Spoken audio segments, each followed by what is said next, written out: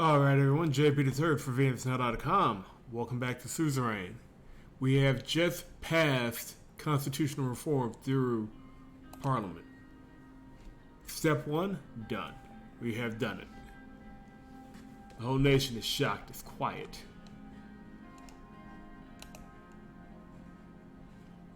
Meeting on the results of the assembly vote. See what this is about. Lucian, Peter, and I convened on the massive balcony of the palace. It was nice to catch a breeze in this increasing summer heat. Both had grins on their faces, but Peter's got larger as he kept recounting our success in the assembly. Fellas, the first obstacle has been cleared.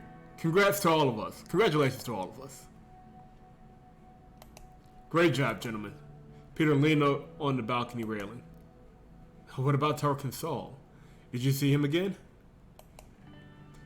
As far as I know, he's still staying in Holsword, but hasn't cared to pay his respects to President Rayne yet. What the hell is that all about, anyway? Him appearing out of nowhere.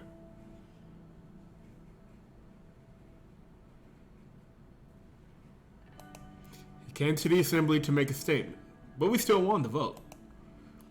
I'm sorry we failed to warn you when he would be attending, Mr. President. We should have been informed about his arrival. Well, Lucian said, we apologize. It's all good. In a situation such as this, I would have expected Carl to report it to me, but it's no excuse. We should have done our own research. What's done is done.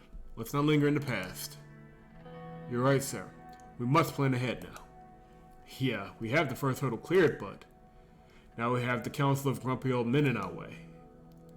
I have to say that is a fitting description for the court.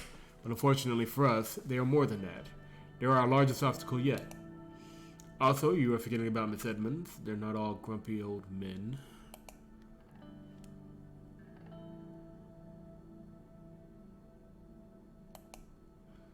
And Miss Morgna. She's technically a member too. Wait, did you just call Nia a grumpy old woman? He laughed. Lucian looked at him with a raised eyebrow. Anyway, he cleared his throat. About the court. Mrs. Morgna has been helping out with the lobbying of the court. She has been speaking with Mrs. Edmonds, and we believe she is our key figure on the inside. Our lobbying efforts are continuing positively, but they have yet to yield concrete results. It will be ultimately up to Miss Morgna and you to persuade the justices, sir. And we already have Nia inside the court. That's one vote out of 11. It's fine. We can do it together. I trust Nia. I'm not trying to be pessimistic, but Mrs. Morgna cannot do this alone. Let's not forget about Mr. Hawker and his loyalists. We still need to reach out to the Old Guard and the Moderates in order to reach 6 votes. Do you think we can do it? We've come this far. Anything is possible. If we cannot get Mrs. Edmonds' interest, we will have no choice but to reach out to the Old Guard. That was too close for comfort. Can't believe we made it, though. There's at least some pressure on the court now. The court still sees us as a threat. They will not be persuaded so easily.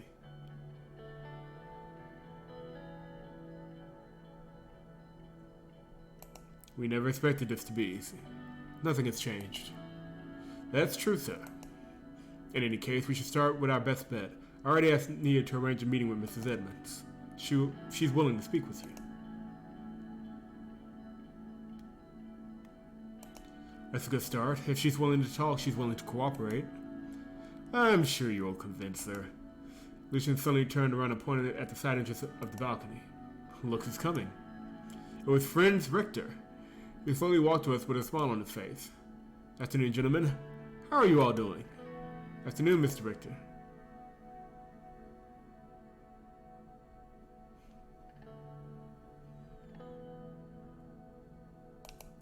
You should have let us know you were coming out.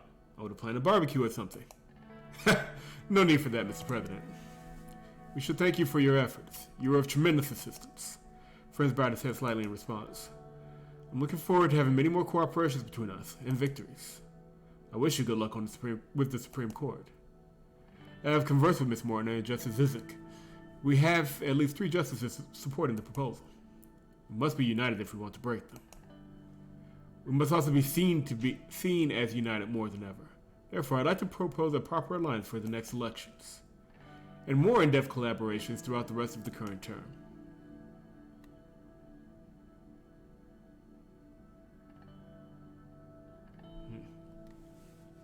Now, here's the thing. Here is the thing. If you went full-on reformist, you should make this deal. Because you've completely broken with the party. Because you need that backup in Parliament to get anything done, and you need their votes to win re-election. However, we're taking the middle road approach, the centrist approach to this, which means we're trying to keep both camps on our side. We don't have the conservatives on our side right now, but I do believe we can pull the party back together. And right now, it is also kind of in our favor to keep Friends Richter independent of us. There's a reason for that, but we got to get to those scenes so that I can explain why. In real life, it will be much more. This deal would only matter if I literally just lost the vote. Like, if I lost the vote and the government was on the brink of collapse, then we would need to make an alliance like this. But for the moment, I think we can do without them. And I think that's better for the PFJP as well. I'm glad we were able to work together on the new constitution, but that's the extent of our collaboration. As I expected. Thank you for the offer nonetheless. Friends reached down at his pocket, fumbled with a handkerchief, and wiped the sweat off his forehead. Anyway, I'll leave you three to it. We should catch up soon. I'd rather get back inside now. The sun is getting intense. He walked back to the door and left the balcony. Look at him go. He's such a clown. He seriously wanted an alliance with the USP? That's new. He wants to take the credit for the new constitution. If it passes, that is. I respect the man, but he's overestimating himself. He has a tendency to play the nice guy when not playing the victim. And yet, there's that too. Lucian looked at his watch. I think it's time to conclude our little meeting, sir. There was a tap on my shoulder. Livia Suna had joined us on the balcony. Pardon the interruption, gentlemen. Mr. President, David Weesey is calling about the upcoming foreign policy meeting.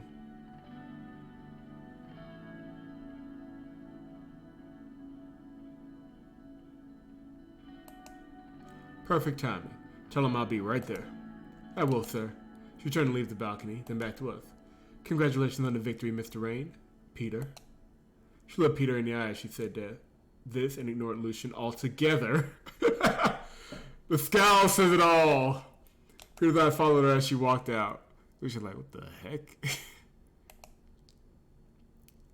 Getting pretty hot out here. Okay, let's call it finished. You may both go. All right, gentlemen. See you later. They both left.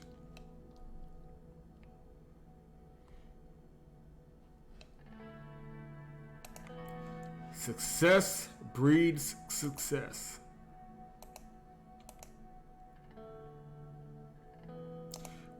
In today's press statement from his birthday to PFJB, congratulated President Rayne for the successful vote. In his speech, he showed support for the USP leadership and called on the Supreme Court to vote in favor of the proposal.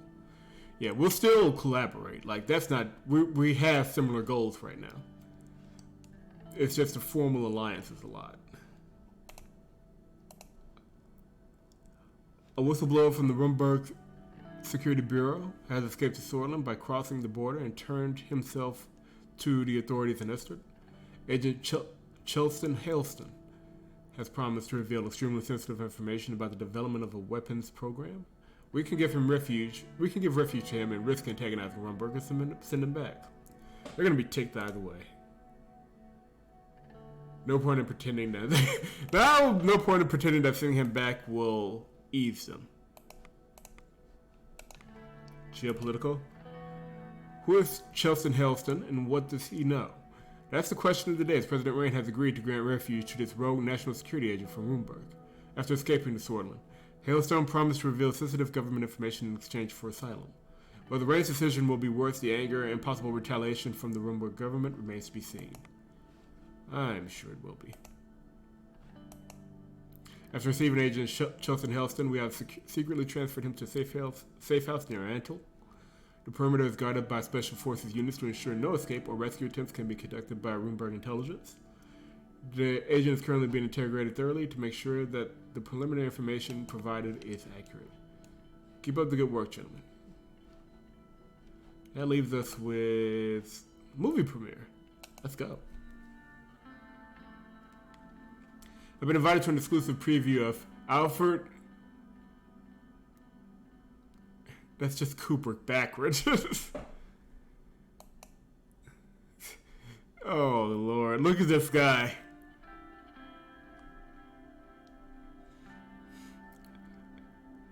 I'm not even going to try. Forget about it. The morning shall come. But I wasn't in much of a movie-going mood. It would have been unpresidential not to attend. With his massive budget and his directorial cachet? We're gonna go with cachet. This drama was set to be a milestone for Sordland's burgeoning film scene. Personally, though, I was just looking forward to spending some time with my family. It was a very hot and sunny day as Sergei drove us to the old capital. The film was to be screened in the historic Cinema Anglais de Erlery, the very first cinema in Sordland. I gazed at the vast plains between Holsworth and Ellery as we drove on the H1, so I had maxed out the air conditioning to keep the Cadilla comfortable. Franz fidgeted with his thighs and stared out the window. What's wrong, Franz? Since when do you care about what's happening in my life?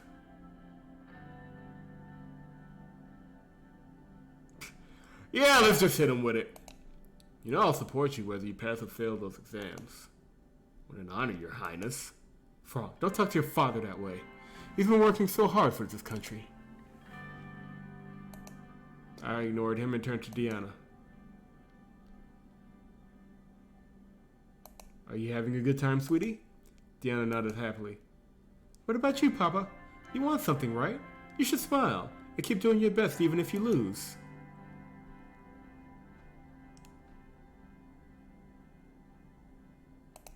I'm just fine, Deanna. Everything's going to be wonderful from now on. Right, Monica? Of course.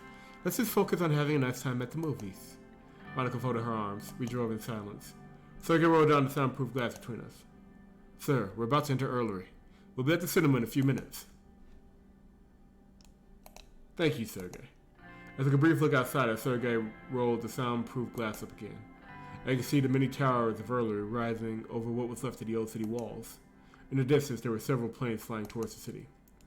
As we got closer, I saw that they were military planes that looked like Arcadian signs. Excuse me. They were probably headed for our new joint military base. So I got knocked on the glass and gestured forward. We were at the main square of Erlery, in the historic Cinema Anglais. Yeah, Anglais.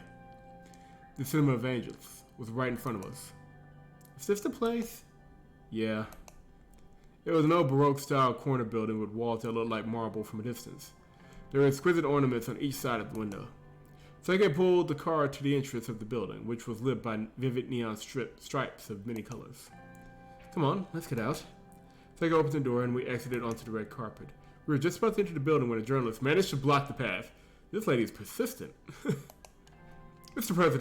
President, your constitutional reforms made it through the Assembly. How do you feel about their chances with the Supreme Court? I trust the justices will make the right decision. Thank you, Mr. President. And were you aware that Tarkin Saul will be present at the proceedings?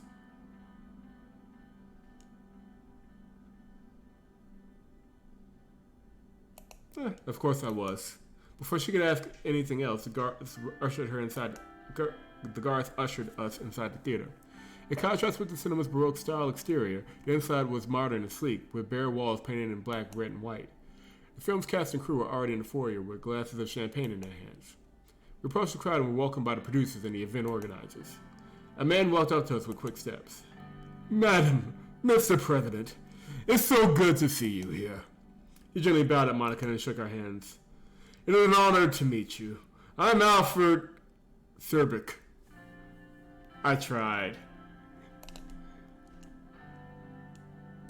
Nice to meet you, Mr. Thurbeck. Kisserberg. Whatever. My producers told me you had expressed admiration for my work. Fong snorted. I glared at him, and he instantly took a sip of his cola. It's very humbling to know that you have been watching and enjoying my movies. If you don't mind me asking, which one was your favorite? This one may be slightly different than my previous work. Let's check the notes. Favorite was Rebecca, A Touch of Satan, A Wise...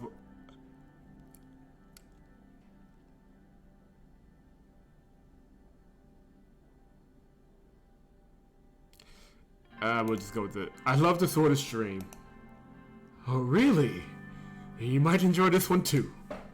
I'll admit I didn't expect you to be such a cinephile. Fong looked at me in the eye and struggled not to laugh. Why don't we take our seats? It's about to start. We entered the screening room. The lights dimmed and the film began.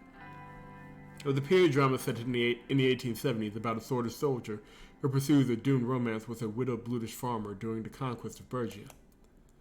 As the credits rolled, I made an early exit to use the men's room. I was washing my hands when I heard an unmistakable voice behind me. So, what did you think? Tarkin Saul leaned on his cane. At the same frail appearance I noticed at the assembly meeting. Yet up close I could still sense the raw magnetism that kept him in power for 20 years.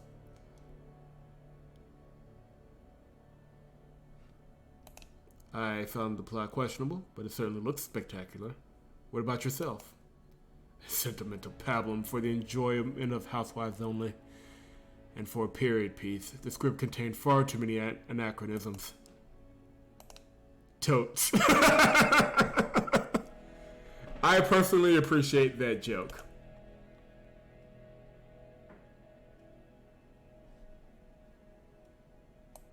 I'm surprised to see you're still around, sir. What were you doing at the assembly? My country was about to make a rash decision. I couldn't simply sit by.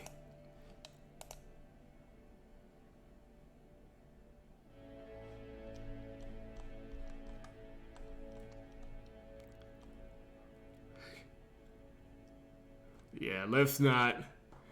There's no reason to anger him at this point. We're going to win. So, none of this is necessary. I still have immense respect for you, Colonel. I wish it was reciprocated. It will be when you prove yourself worthy of it.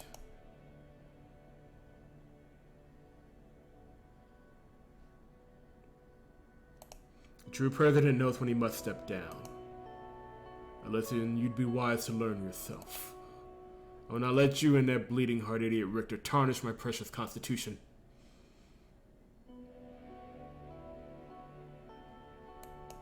I'm doing this for the good of the country. Ha! Some of his spittle landed on my cheek. You'll find out soon enough how your country repays you for your goodness. He slid past me and out the door. Saw security staff and mine were now clustered outside the washroom, forming a buffer against the large crowd that I gathered. That's Tarkin Saul! I heard someone scream, his guards closed around him and mine around me. By the time the chaos subsided, I was back in the car with my family, and Saul was long gone. Yeah. Should have press will find that interesting.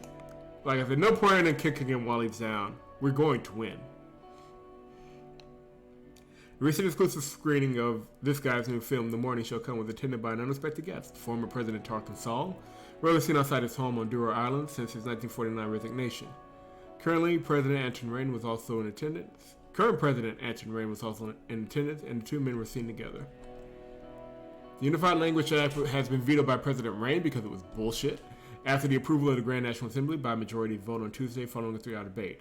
Kazara Kibner, who campaigned heavily for the bill, criticized President Rayne for his decision to veto the act, saying it contained much vital new rules that would have unified Swordish education and protected the integrity of Swordish language and identity, which is why I vetoed it. The exclusive screening of Alfred this guy's new film, The Morning Show Come, made a splash, but not for the content of the period drama itself.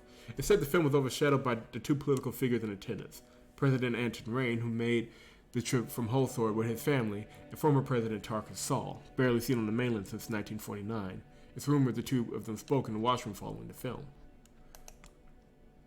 Washroom summit. Of course the radical has a problem with it. At a screening of his overblown sob story, The Morning Shall Come, President Anton Rayne and former President of Arkansas were seen exiting the men's room together. While an illicit assignation is not out of the question. Wow! Wow. And we took a step backwards in the economy, too. What the heck? It is far more likely the two inveterate politicians were making backroom deals about which the Swordlish public, as usual, will be kept in the dark. The radical is committed to getting to the bottom of this meeting and will keep readers updated as the facts emerge. It's the least he could have done. Anton Rayne struck down a proposal from the NFP's Kassar Kibner that would have made Swordlish the only language allowed in this country's educational institutions, with rare individual exceptions to be granted by the Ministry of Education. Presented as a measure to promote integration and unity, the bill was a slap in the face to Swordish-Bluish population and other non-Swordish speakers, not to mention an outrage denial of the diversity that makes this country what it is. Kibner must not be happy about this, but we are. Can't say that I'm mad about what happened either. Got a few things. Let's start in the capital first. Arrived home from work, hung up my jacket, and put my briefcase in the hall. I paused, awaiting my usual greeting from my wife and daughter. Deanna was out at one of her after-school art classes, I remembered. But where's Monica? From the living room, I heard a muffled sob. I entered to find Monica sitting on the sofa, a letter in her hand and look at despair on her face. Oh no. Darling, what's wrong?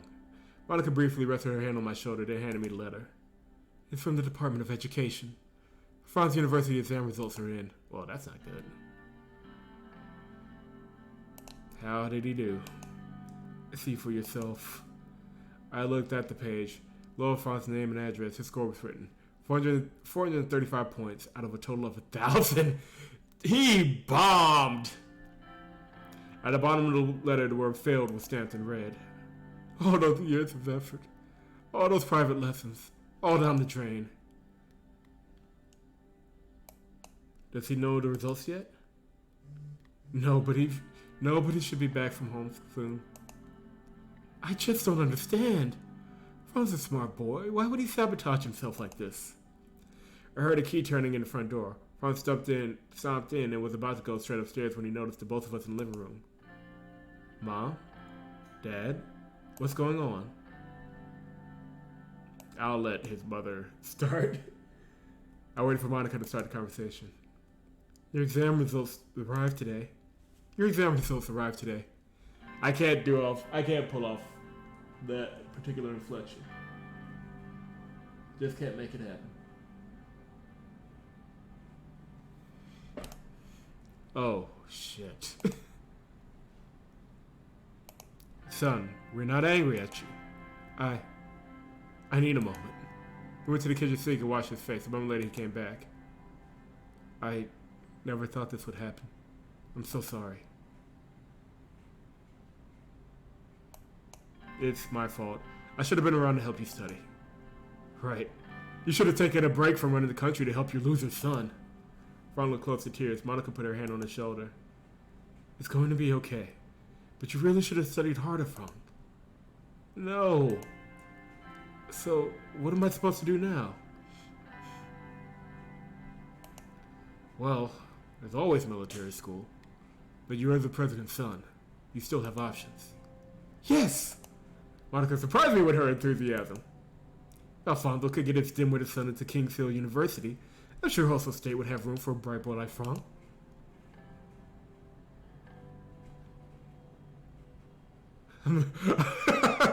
This is just the hard truth.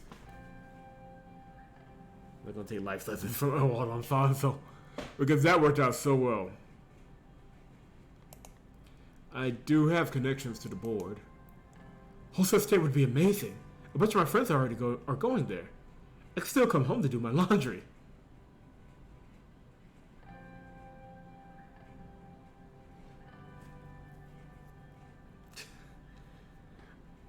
Yes, this is me being corrupt. and pulling strings on behalf of my family that I can only do because I have money. And this is a capitalist run as well as a centrist run. Of course I'm going to spend the money to have my son go to university. Terrific. Also stated instead, though it's going to cost a little bit extra due to the privatization charges. Thanks so much, Dad. I swear I won't let you down this time. Michael let out a long exhale. What a day. Who's hungry for dinner? Michael disappeared to the kitchen, far into his room. I went to my office to begin making some phone calls. Like, what's the point of having money if you can't use it to pull your kids from their BS every now and then?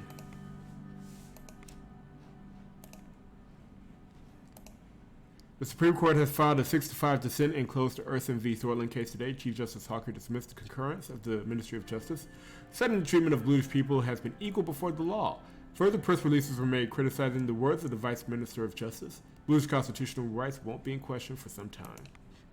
They shut the door on that hard. Court strikes down Earthen v. Sordland. Chief Justice Hawker of the Supreme Court made an announcement today after the majority of the justices voted against the violation of constitutional rights for bluish citizens as proposed by Earthen. The landmark case, which was politically charged with the support of the WPB and even the PFJP establishment, caused a major disagreement between the Ministry of Justice and the Supreme Court.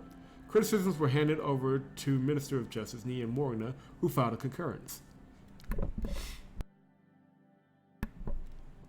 Chief Justice Hawker highlighted the importance of impartial justice once again. Impartial, from the Holsworth Post. That's funny.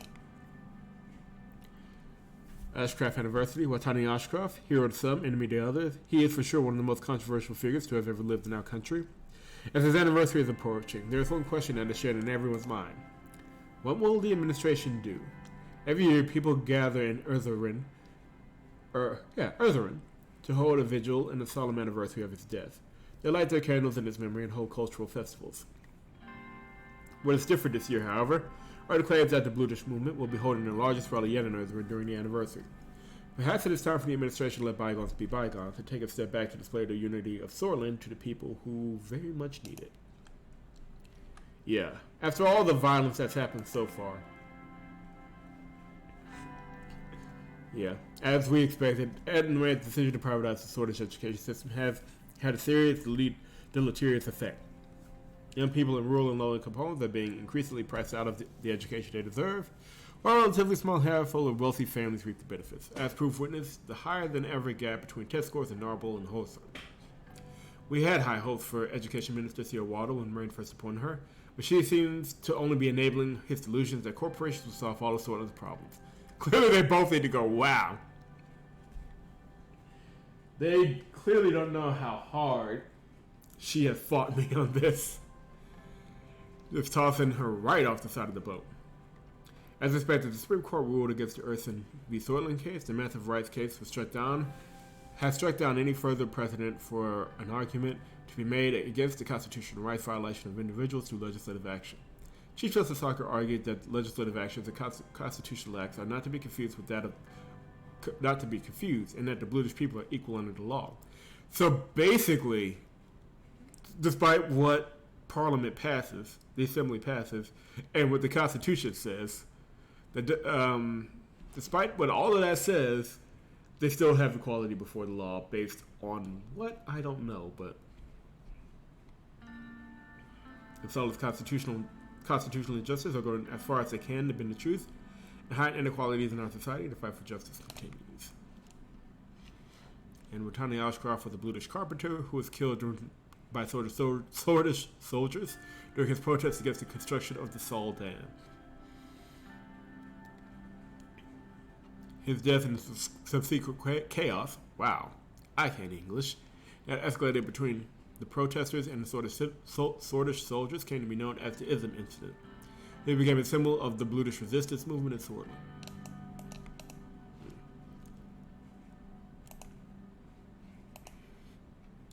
Celebrated the opening of its new secondary school, a 2-story building with 50 classrooms and state-of-the-art teaching equipment. We'll get those education scores up, but we got to turn the economy around. It's the only way. Let's have this diplomatic meeting. The doors to the right room, like everything else in the Maroon Palace main nerve center, was painted white. I took a deep breath before pushing them open.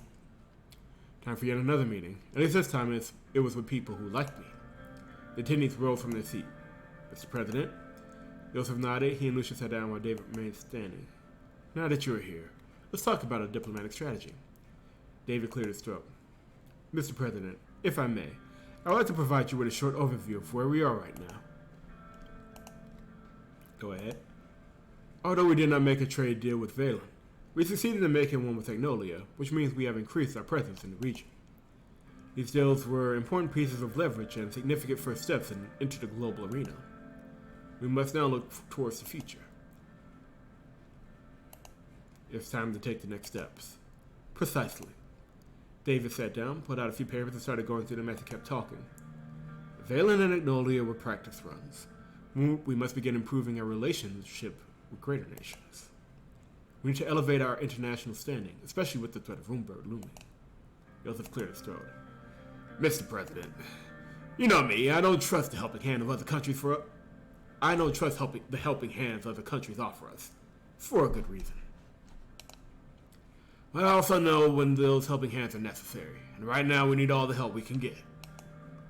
I've said this over and over, but I will repeat it until you get it through your skull. Runeberg will come, sooner or later.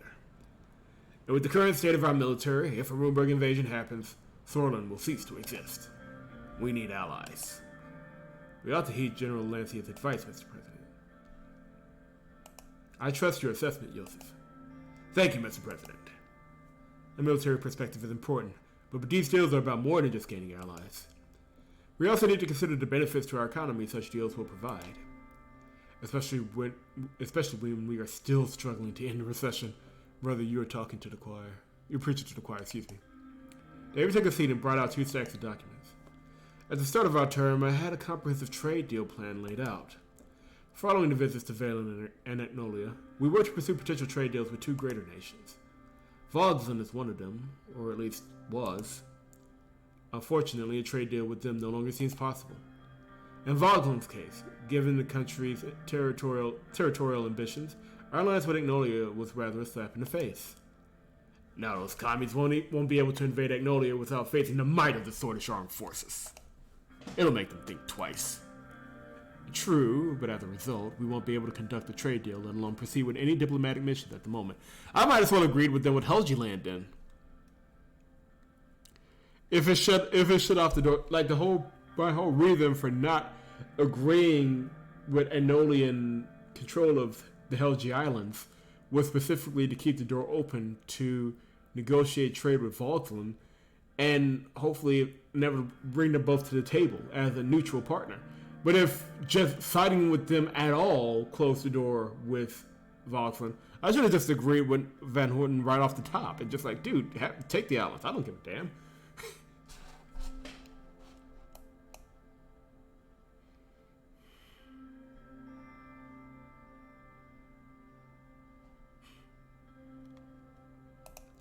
We won't let Agnolia get bullied by Sordland. Now that we have an alliance with them, I agree. We can't leave them alone. As we stand right now, any kind of deal with Sordland is simply out of the question. Moving on to Lesbia. Our southern neighbor is one of the wealthiest countries in Eastern Merkopa. A trade deal with them would be very beneficial, not just for our economy, but also for our regional and international presence. Not to say that they are in the Arcasian sphere, because we will be following through with our promise to lean westward. This would also strengthen our voter base. Indeed, this deal could also be the first step in aligning ourselves with Lesbia, or maybe even entering ATO. A trade deal with Lesbia could open many doors for us. True, a country as influential as Lesbia could help elevate our economy. That's it for the overview. As to the actual contents of the trade deal, the investment we have done in the Lorne region has yielded positive results. Lucian? Lucian pulled out his small notebook and quickly flipped through the pages until he landed on the right one. Looking at my stats here, the investment helped increase the coal output in the region. We now have a surplus, which makes an excellent resource for trade. But let's not get ahead of ourselves. I need to know your decision before we can proceed. What should we do? Before you say anything, remember what I said. We need allies, not just a trade deal. If Runeberg attacks, we will fall. Begin negotiations with Lesbia. Excellent news. I hope we'll begin at once. That was all I had for today. Thank you for coming. Thank you, gentlemen. Joseph saluted as we left the White Room. There we go. Legitimately scared me for a moment with how low it took a little dip there. But yeah, hopefully I have another chance to talk to Van Horten, and we'll push support for the Hellish Islands then, since that door is closed. Isolated polio cases seen in Bergia. Some villages in Bergia have been safely placed under quarantine after a few polio cases were diagnosed in the region. The outbreak is largely confined to Vela, and there is little chance for further infections occurring in Sordland. Even if there was, the disease's most notorious symptoms, paralysis, is only seen in a minute percentage of cases, and there is no need to alter the Sordish way of life, as Health Minister Pascal Benoit has suggested with his vaccination program in order to prevent the spread. Again, I have to reiterate, this game was finalized during the pandemic. Finalized, not written. Total coincidence. Meanwhile, polio cases explode in Bergia, so the wholesale post is just kind of papering over it. Concerning news from Bergia, several cases of polio has recently been diagnosed in the region. The outbreak, thought to have originated across the border in Valen, is currently confined to just a few villages, which are now under strict quarantine. However, Health Minister Pascal Benoit has called for swift action, including countrywide vaccination, to prevent the case numbers from multiplying. We concur that this disease, which is known to cause paralysis in severe cases, is a serious threat and must be contained at all costs. President Rayne has scheduled a visit to Lesbia in order to discuss a possible trade deal with Prime Minister Patricia Alvarez. Exactly what will be on the table isn't clear, although insiders speculate Rayne could be prepared to offer Sordish fish, wheat, coal, or tungsten in exchange for Lesbian capital. Alliance between the two countries is also not out of the question.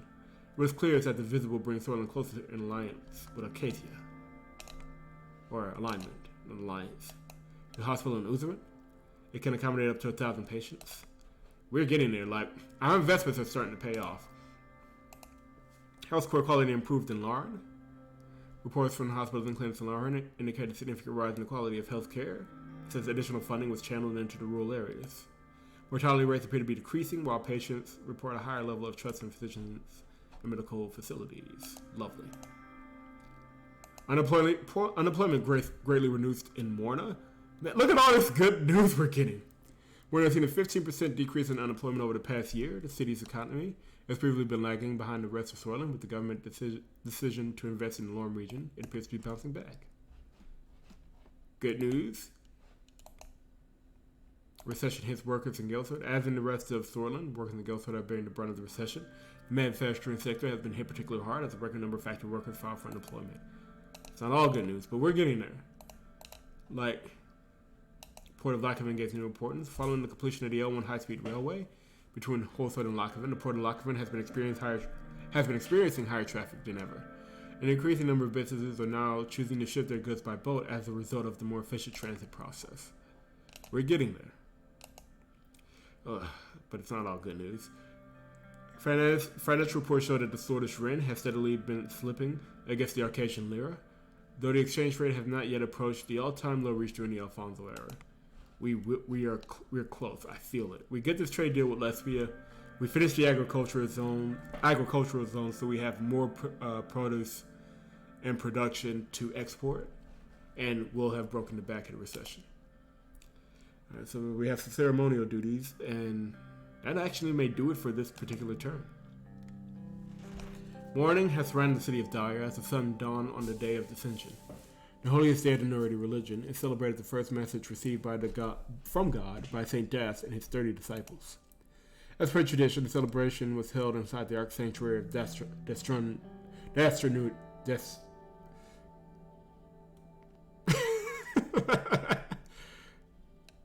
Trinity, close to the public eye. This year, however, for the first time ever, it was going to be televised. This was Lucian's idea, as he saw it, granting the people a rare glimpse of the grand ceremony and showing them how serious their president took this holy event would ease any tension that lingered in the region. And so we arrived at the largest cathedral in Sordland. A huge crowd gathered around our convoy as our car pulled up to the entrance. This will work out well. Trust me, sir. Of course, that's only if the prayer is done completely correctly. Please don't forget the order. And now, for the first time ever, we are going to take out our notebook. Because I don't trust myself to just remember it off the top of my head. And as Lucian just said, we need to get this completely right. First, you need to grasp the Holy Scepter with your left hand. Grasp scepter with left hand. Then touch the altar with your right. Touch altar with right hand. Kneel before the archpriest and wait for him to put the sword on your shoulder.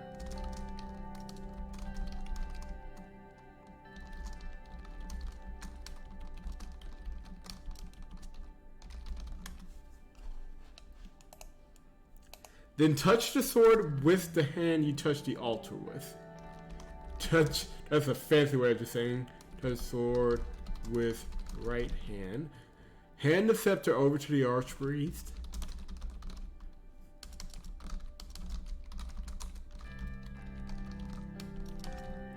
And receive the sword beforehand, passing it on to a disciple.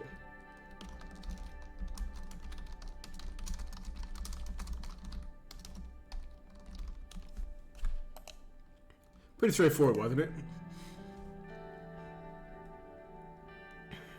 Yeah, sure. Very good. You will have to go first. I will come inside later and we will meet up after your part is done. Good luck, sir. Exit the car. I entered the car and was greeted by a chorus of cheers and camera flashes. I waved to the people as I made my way through the gate to the grand gates. The arch sanctuary was a sight to see. With its towering visage, it cast a shadow over a large portion of the city. I had to crane my neck to see the narrow spires at the top. Just standing next to it made me feel awe and dread in equal measure.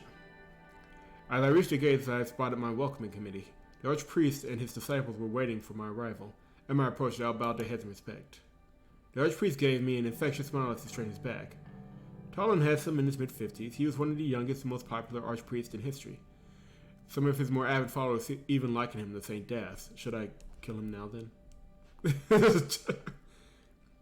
Usually that's not a good sign, but hey, as long as he's on our side. Mr. President, praise God. It is a blessing to see you on our most holy day again. Welcome, welcome. I bowed my head before the archpriest, which triggered a few murmurs of approval from the crowd. The crowd was still cheering loudly. The archpriest turned and raised both of his hands, and everyone immediately fell silent. Oh, great people of Sordland, once again we are gathered here to honor the day of Dissension. I'm indescribably happy, to be sharing this moment with you, as well as every blood and sword, young, old and young, tuning into their television to watch this holy commemoration. Along with the leader of our great nation, I say, let this holy day begin.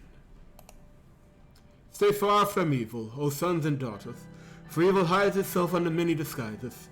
Disguises such as blasphemy, apostasy, and even alcohol. Be good, my children. Praise God. Praise Sordland. He smiled beatifically as the crowd burst into rapturous applause. After it subsided, he turned to me. Shall we move inside for your confession?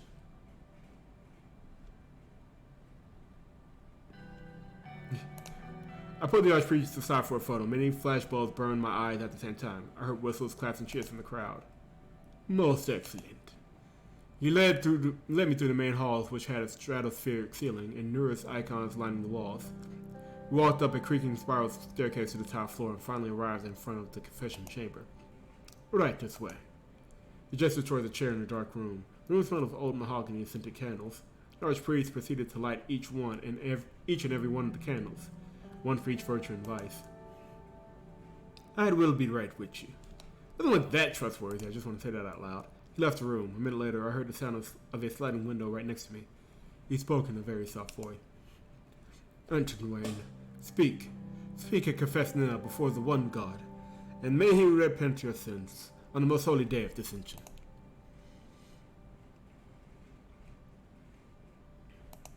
I confess that I have been a bad husband. Family is the cornerstone of society. Under the watchful eyes of the god, men are required to protect their wives and family. But God created us as complex creatures. At times, conflicts arise among us. Tell me, could also be us, who knows, what was your sin? I've been neglecting my family due to the stress of my position. Tragedy of neglect happens to all working men that feeds his family. Rejoice, God is kind in the matters of family. Anything else you would like to confess? I confess that I am not sure what I am doing for Sordland is enough. You do carry a heavy burden on your shoulders. What you have confessed is not a sin, but you may share your burden with me if you like.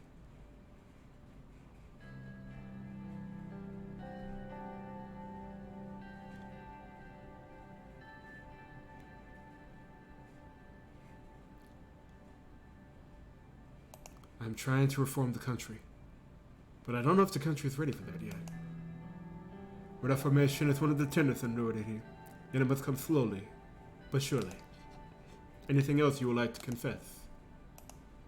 That's all for today. I'm assuming if we had taken bribes or been flirtatious with Livia or anything else, that would have fit in right here. And we would have had an opportunity to show some humility after taking bribes and being sinful. Before God, I thank you for sharing. You are now forgiven before God, Anton Rayne. May you never sin again. The sliding window closed, and the archpriest entered the confession chamber. For the confession to end, you must extinguish the candles representing each one of your virtues and vices.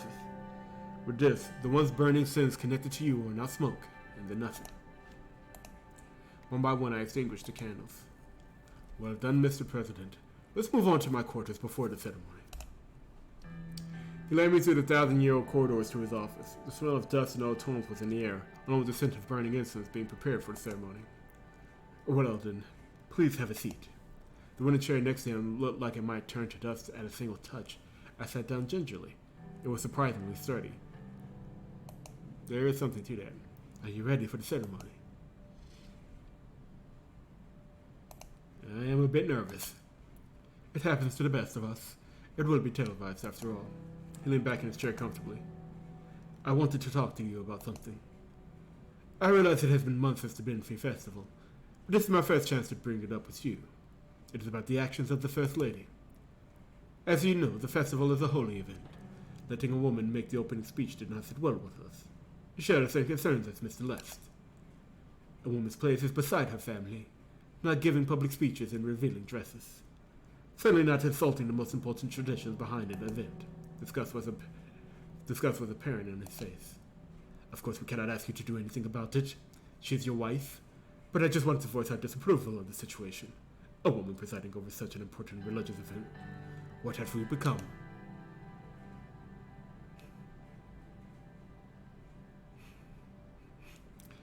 Yeah, let's just stick it to him. Why not? I let her do the speech because people like you still exist in Sordland. His face soured and he did not reply. He looked me up and down for a moment. A couple of knocks were heard on the door and a young boy came in. He bowed before the archpriest and then me before letting us know that the ceremony was about to begin. We made our way downstairs where the ceremony was already in progress. The choir sang angelically as the archpriest took his position before the altar. When they finished the hymn, expectant silence fell over the room. It's not for my part. I started my walk, bowed and approached the altar. Okay, so we grabbed the scepter with the left hand to touch the altar with the right. Now we must kneel before the archpriest. Scepter in hand, I kneel before the archpriest. The archpriest laid a sword on my shoulder. Touched the sword with the right hand. And hand the scepter to the archpriest. I handed the scepter to the archpriest and waited for him to give me the sword. The archpriest handed me the sword. I passed the sword to a disciple. I got up and proceeded to my designated spot next to Lucian. He leaned over and whispered in my ear. Compared to last year, that went surprisingly well, sir. My eyes met the archpriest, and he very slightly nodded. The ceremony went on for another hour and a half. Finally, the noon bells chimed, marking the end of the cathedral service. I left the cathedral to greet the waiting crowd. As I stepped outside, I heard everyone cheering and chanting my name. Lucian's gambit seemed to have been a success. We waved proudly for a minute or two. See, sir? I told you it would work. We re-entered our car, then drove back to our suites in Dye. As long as the people are happy. The President attends the Day of Dissension. As part of the grand ceremony, the Day of Dissension has begun with festivities in Dye. President Rayne was in attendance along with His Holiness Archbishop, who has no name, who together performed the sacred ritual. The momentous occasion was celebrated by everyone, regardless of their rank and status.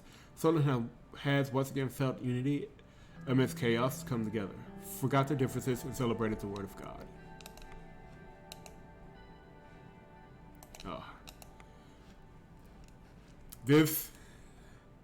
I've got just enough time. This will be our last meeting of the day. This has actually been a pretty easygoing session. Nia and Morton had arranged a dinner meeting with Justice Isabel Edmonds this evening. After the dinner, Nia and I met to have a talk. We settled on a table on the second floor of Le Papillon, a world-class lesbian restaurant in downtown Holford. The whole floor was reserved for us, and the music coming from downstairs was enough to guard our voices from potential eavesdroppers. I still can't believe Saul came to the vote. I'm sure he has also pressured the justices of the court right after that win. I can't speak any sense into them. What is the atmosphere in the court? Most justices don't really talk when I'm around. They don't trust me as I'm an outside member of the court. I only know about the two justices I mentioned earlier who are with me, so we have 3 votes there. Also, thanks for the recent efforts of our anti-corruption force, we managed to pressure several justices into cooperation. So we have potentially 4 or 5 votes in total. So today's meeting can bring us the last vote we need to reach 6. No pressure, Nia. No pressure at all. The old guards are fanatically opposing your proposal, so I doubt there is any possibility there. Can we rely on Isabel to bring all 3 centrist votes? We can't know for sure, of course, but the ACP should help them get in line if Isabel's trust can be earned. The centrists stick together.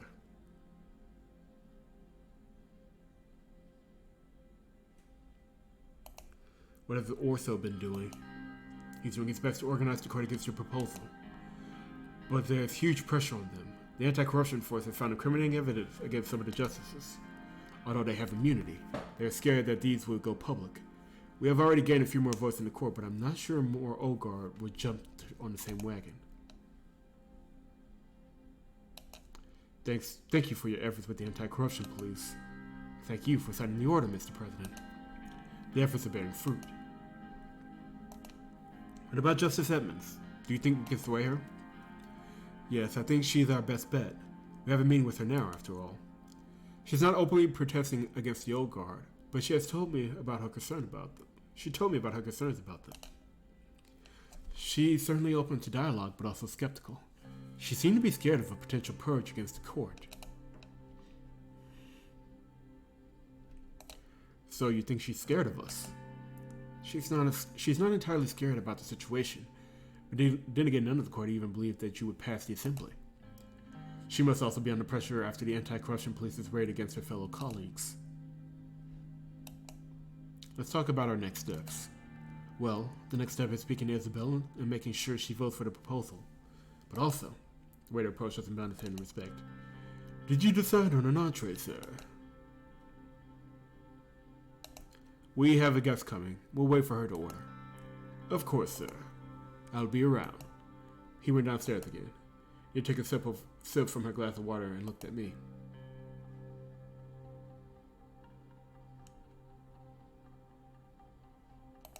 So, let's just move on to our plan with Isabel. And let's try not to agitate her when she comes. We won the vote, so she already has pressure on her. Not to mention the pressure from the anti-corruption police.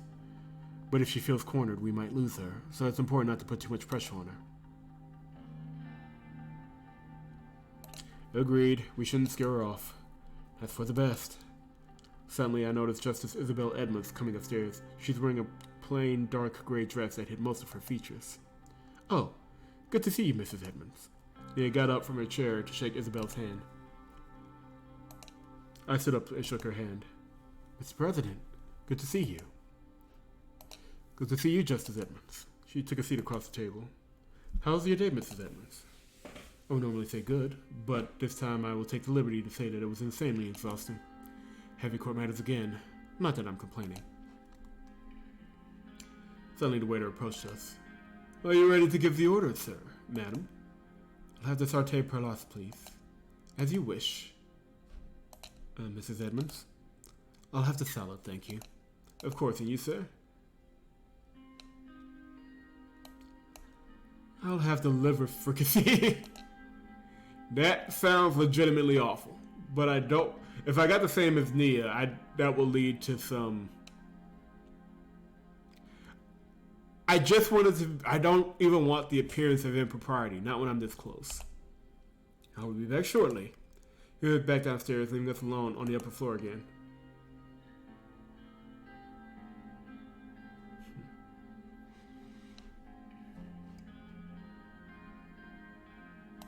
We want to cooperate with you, Mrs. Edmonds. That's very welcome, Mr. President. I want the same thing.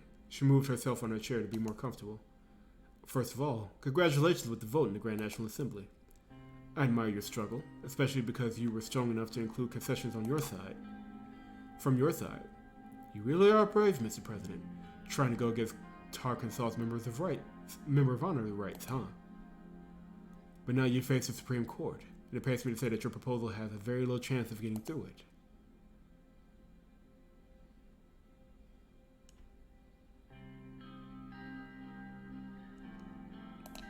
But you like the proposal? No, I don't like the proposal. So the current situation is clear. You need our wing to vote for you, otherwise all of your hard work will be in vain. I'm not going to deny that. That's the situation, and we're starting basically from scratch. That's a start. After a moment, the waiter came back from downstairs carrying plates of food. After seeing that we were in the midst of a discussion, he averted his eyes as he approached us. He quickly started serving the food and refilling our glasses. He placed the plate of Valencia-style liver fricassee in front of me. It looked and smelled like heaven. I was very hungry. A bon appetit. I thank you. It looks delicious. The waiter bowed to us and quickly went downstairs. We wished each other a good meal as Isabel and Nia slowly started to eat. So, Mrs. Edmonds, are you still thinking the same about the old guard? Of course. Nothing has changed. That's good. We still have that in common. That doesn't mean I will accept any proposal the old guards oppose. Yet we must do something. You also know that we need this change in our institutions. Isabella took a sip from her water and turned to me. Tell me, Mr. President, what are your real intentions?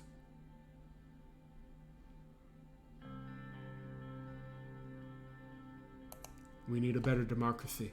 That's all I'm striving for. For some reason, I doubt that. But let's say this proposal goes through. What will be your next move? To ensure the new processes are respected and executed in transparency. I see. Isabel took another sip from her water and looked at me without saying anything.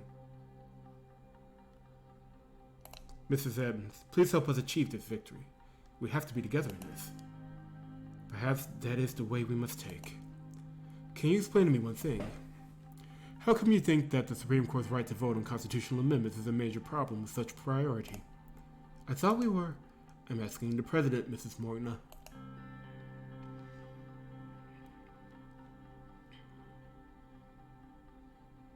The judiciary should not have legislative powers, Mrs. Edmonds. Excuse me. So that is your position.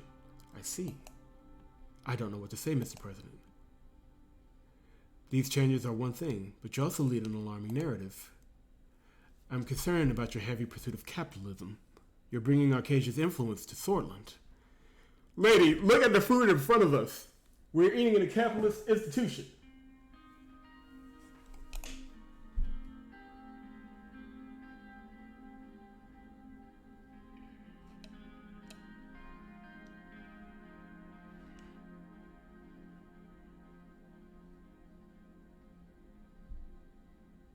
Weren't you for Alfonso's free market reforms? Why are you suddenly against this? I find the growing occasion influence concerning. I supported the free market reforms earlier, but you can't afford to be reckless like Alfonso. He had suddenly cut in. If we were to come back to the point of unifying against the old guard, I want the old guard going as much as you, but I am torn about this proposal. Please, Mrs. Edmonds, we need your help. Mr. President, I am also wondering, if you were in Saul's position, how would you have structured the Supreme Court? What do you even believe is its role?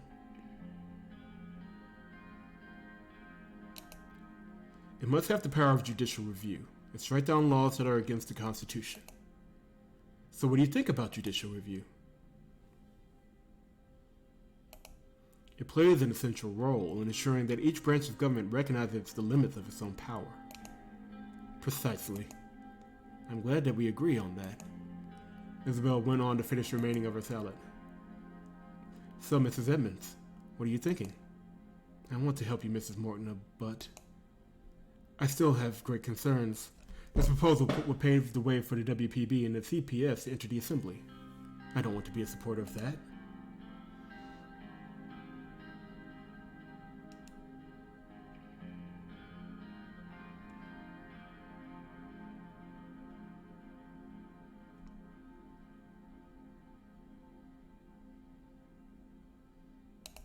I don't agree with their ideologies, but we must be fair.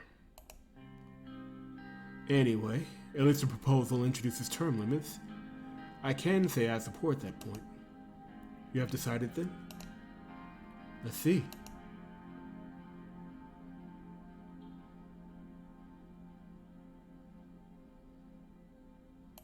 Mrs. Edmonds, I really hope you vote for the proposal. Okay, let me finish, Mr. President. I think I can get behind this proposal. Yes!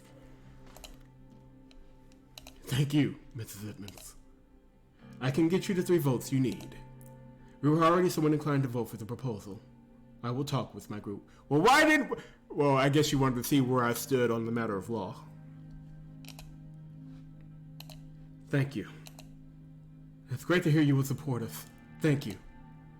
I see we're all finished with our meals, too. I think it's time to conclude this meeting. Thank you for inviting me here, Mr. President. Thank you for coming. She stood up and shook my hand. Thank you for the meeting, Mrs. Edmonds. Likewise. Isabel took her coat and walked downstairs. He and I looked at each other. That's good news. That's great news. After a few minutes of thoughtful silence, we also got up from our seats and left the restaurant. It was a good start, but I was still uncertain if Isabel would be enough. I got in the presidential Cadillac and Sergei started driving me home. If Nia's right, and we already have votes on our side, then we have the majority. It's done.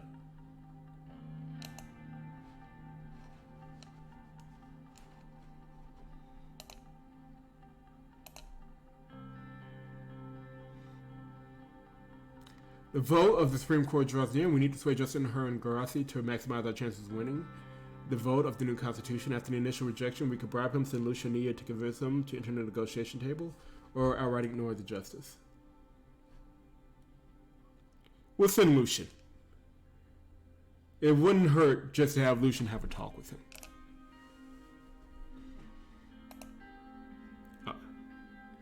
We'll do this meeting right quick. One more. It was yet another sunny day, and I was facing another important political figure, Herrn Garaci. He had reached out to us and wished for a meeting just ahead of the court's vote. We scheduled to meet outside of Holsworth in the gentleman's club of Peter and Ellery, where we could have some privacy. I grabbed a drink and sat down on the balcony of the villa overlooking his vast garden. Herrn sat next to me in his beige check suit and took off his white trilby. A very nice location you set up here, Mr. President.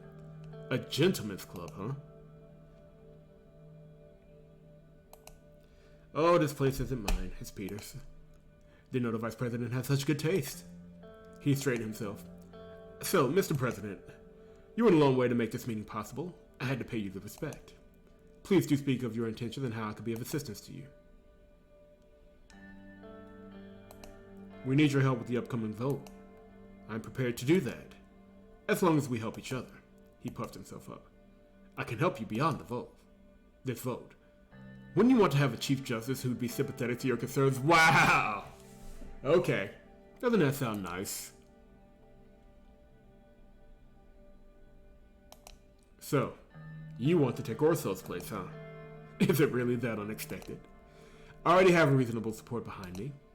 If you can help me with some investments, I can be a valuable ally to have in the Supreme Court. And I will support you not only with the vote, but afterwards. Nah. Nope. We tried to have this meeting in good faith. We tried to make you see reason. Yet here you are asking for money. No. I can't promise that. I thought you were the one who asked for my help, Mr. President. I gave you my offer. If you don't like it, then there will be no support from my end. Easy as that.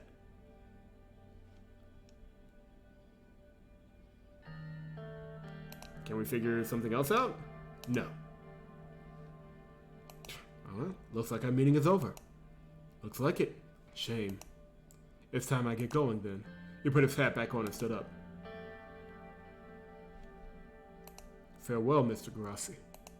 Goodbye, Mr. President. It was nice to talk to you. He left me alone with my thoughts. No. We have done this cleanly up until now. We're not going to bribe our way to the finish line. If this Constitution passes, it'll pass on the merits, not because I spread around money. So if I'm right, we've got the votes anyway. That was just an attempt to increase the threshold. But a 6-5 victory is still a 6-5 victory. Let's do this. Back at the office, I was eagerly awaiting the decision of the Supreme Court regarding our changes to the Constitution. I stood up from my chair and looked out the window. Peter and Pascal were with me too. Peter was slouching on the couch of the right side of the office and staring at the ceiling. Pascal sat across from me. He was also eagerly waiting for the results. The whole process had been tough on all of us, but now there was nothing left to do but wait for the justices to cast their vote. What do you think, Anton? Are we going to make history today? Yes, I'm sure of it. So you trust Isabel to bring the votes?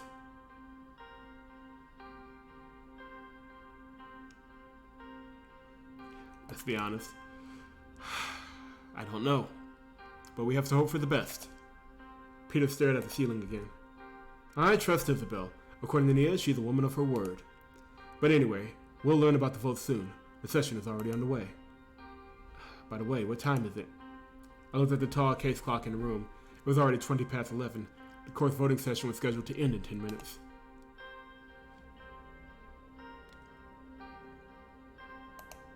It's 20 past 11. Okay, we'll soon hear about the results then. But anyway, he rose from his slouch and stretched. I don't know if you noticed, but Kazara has been getting popular in the assembly recently. Our party's been supporting him on a lot of bills, some of which have already reached you. What do you make of this? I think he's a very dangerous man, Anton. We can't let him divide our party.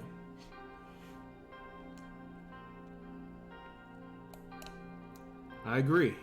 We have to watch him closely. His party only holds 40 seats, Anton. Yet he manages to pass bills. That man is trouble. Yeah. Maybe we shouldn't allow our party to be so generous with what they support. Suddenly, Livia entered the room. In her hands was a large object wrapped in straw paper. Good day to you, Mr. President and Mr. Benoit. Am I interrupting you?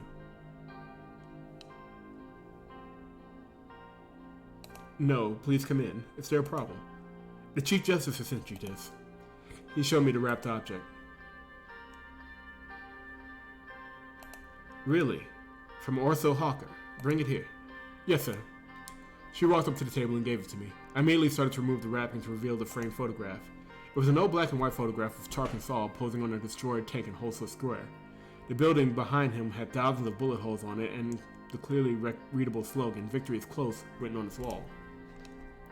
The date, 22nd of May, 1929, was written in the corner with a black marker. I turned to Olivia. Did Orso say anything to you about this? No, but he's obviously trying to send you a message. Hi, Olivia. Noticing Peter on the couch, Olivia reddened slightly. She gave a small wave, which Peter returned. Really? You too? Are you serious? Peter, what the... Peter! That wave better not mean what I think it means.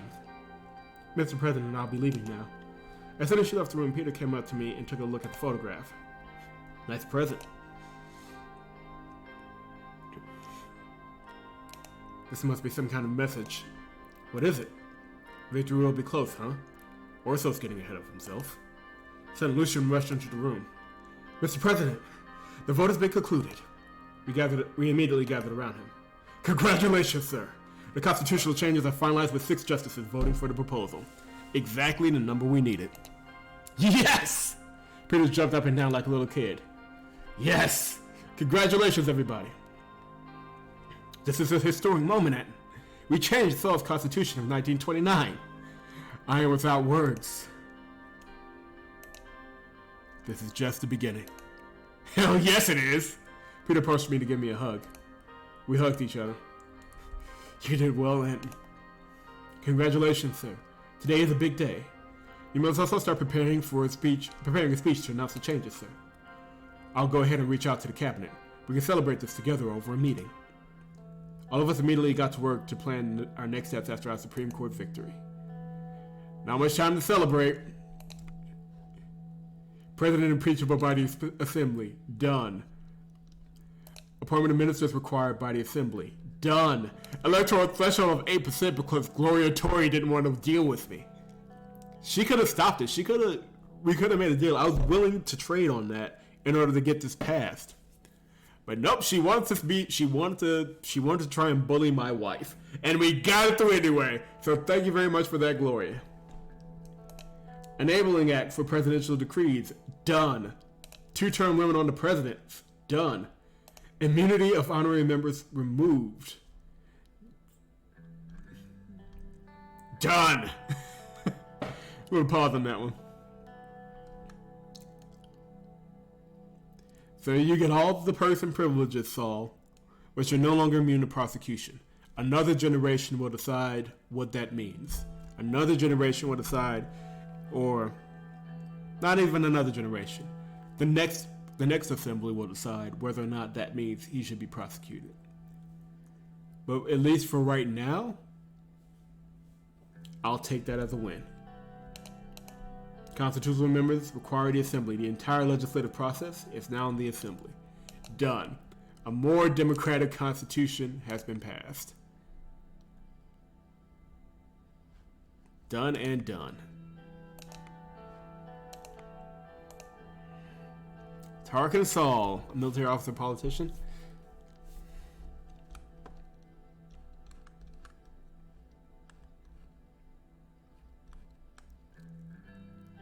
Here we go. After his resignation as president, he moved to reside in Dur Island at the mouth of the Gulf of Nargis. He was the only member who held the title Member of Honor, which gave him total immunity as well as indefinite rights to partake in the Grand National Assembly of Sordland before the amendments proposed by Anton Rayne removed his immunity from the Constitution. That'll keep the old man in check. We've broken the back of the old guard now. Now Saul can be prosecuted for anything they do, and the anti-corruption police are on their tail. They're done.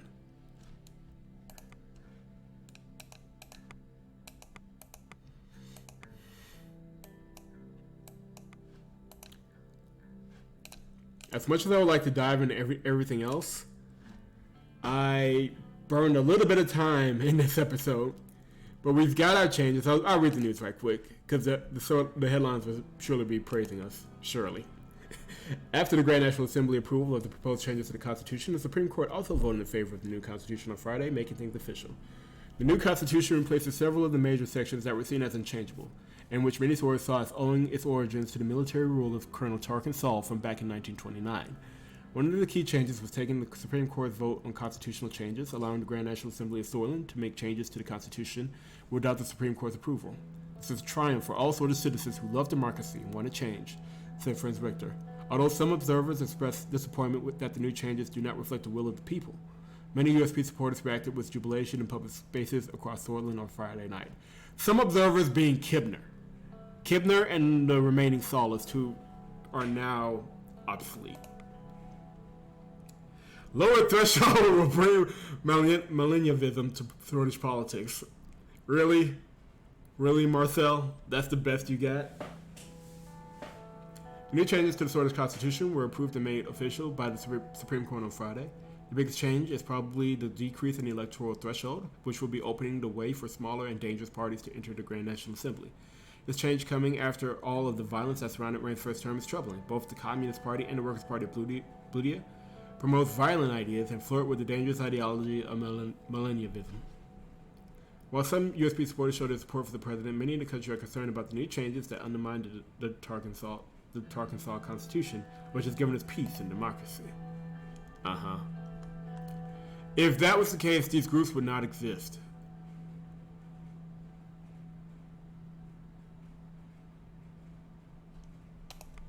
Clearly somebody's supporting them.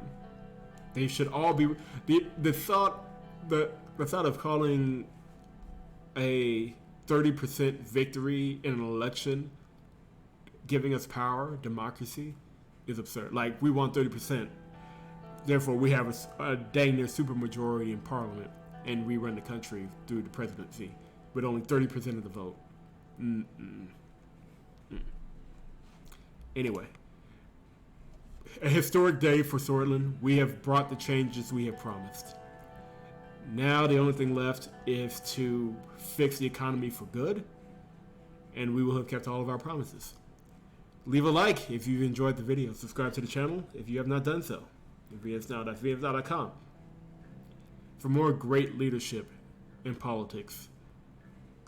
You can only get it here, folks. You can only get it here. Catch you in the next one.